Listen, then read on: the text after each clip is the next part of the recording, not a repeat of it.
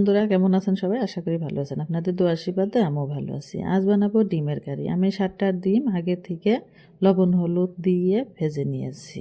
একদম সহজভাবে এই রান্নাটি দেখতে থাকুন, ভালো লাগবে। আর যার ভালো না লাগে স্কিপ করে দেবেন।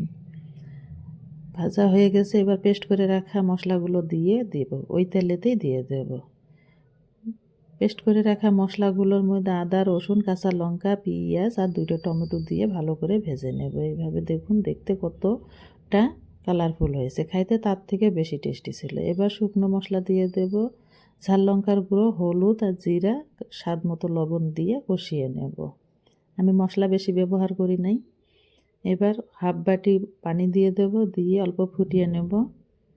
এই রান্নাটি যে কেউ রান্না করতে পারবে, কোনো দিন যদি রান্না করে নেয় সেও রাঁধতে পারবে। আমি হাফ বাটি দুধ দিয়ে দিলাম, হালকা গরম দুধ, চুলার আঁচটা কমাইয়া দিয়ে দেবেন।